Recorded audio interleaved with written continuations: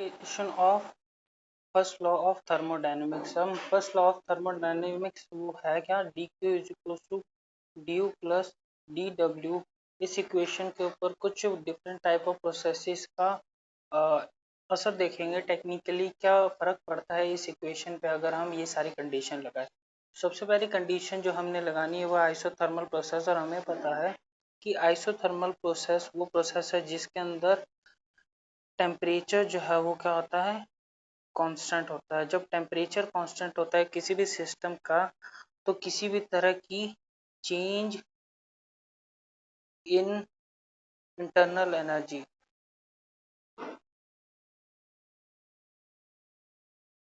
Is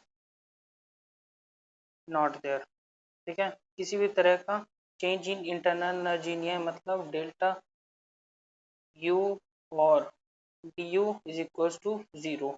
तो D is equals to zero above equation में put करा तो हमारी इक्वेशन क्या बन गई, D Q is equals to D W. अगर आइसोथर्मल प्रोसेस या आइसोथर्मल कंडीशन के अंदर हम किसी भी सिस्टम को डी क्यू हीट सप्लाई करेंगे तो उस सिस्टम की सारी हीट किस में चली जाएगी, directly to the work done. Similarly adiabatic process, adiabatic process क्या होता है, सबसे पहले बात करें एडियाबैटिक प्रोसेस की तो अब तक शायद हमने एडियाबैटिक प्रोसेस के बारे में पढ़ा नहीं है, तो बता देता हूँ। Adiabatic process are those process जिनके अंदर चेंज इन हीट जो है D Q is equals to zero होता है। किसी भी तरह का चेंज इन हीट जो है वो exchange of heat not possible. For example कि हम दो सिस्टम है, इसके अंदर एक नॉन कंडक्टिंग प्लेट लगा दी, इसका कुछ टेम्परेचर T1 है T2 है, दोनों एक दूसरे के साथ हीट जो है वो एक्सचेंज नहीं कर सकते।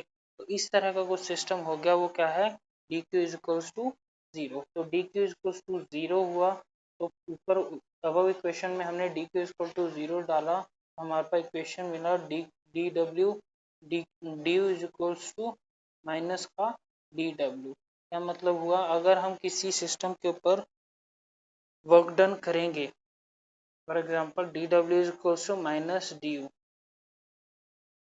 किसी सिस्टम के ऊपर डी डब्ल्यू वर्क डन करेंगे तो वो उसकी इंटरनल एनर्जी को डिक्रीज कर देगा। डी यू पॉजिटिव होना मतलब इंटरनल एनर्जी इंक्रीज करना, और डी यू नेगेटिव करना मतलब इंटरनल एनर्जी जो है वो सिस्टम की डिक्रीज हो जाएगी। D W is equals to minus D you.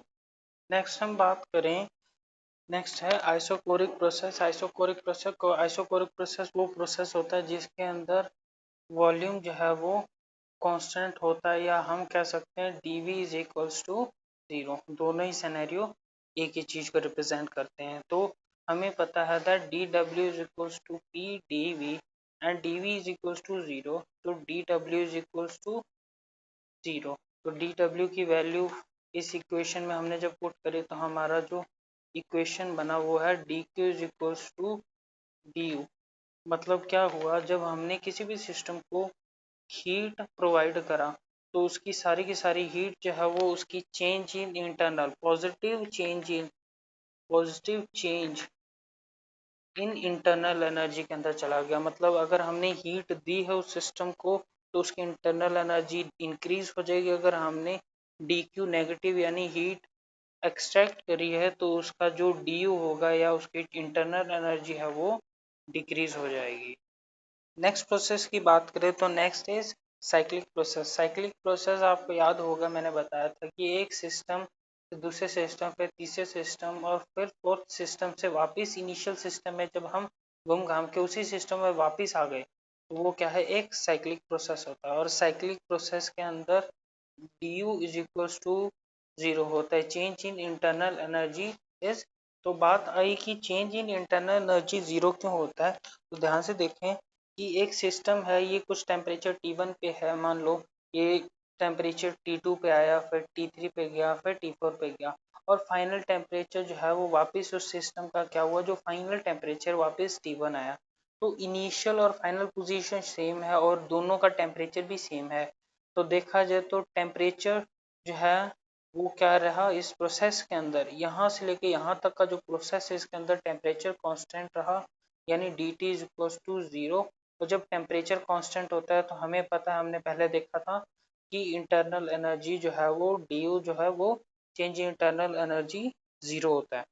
So du is equal to zero from equation dq is equals to du plus dw। du की वैल्यू जीरो पुट करें तो dq is equals to dw। मतलब यही कि हमने एक system को हीट प्रोवाइड करी तो वो सारी की सारी हीट किस में चली जाएगी, उस सिस्टम को, सिस्टम के वर्क डन के अंदर।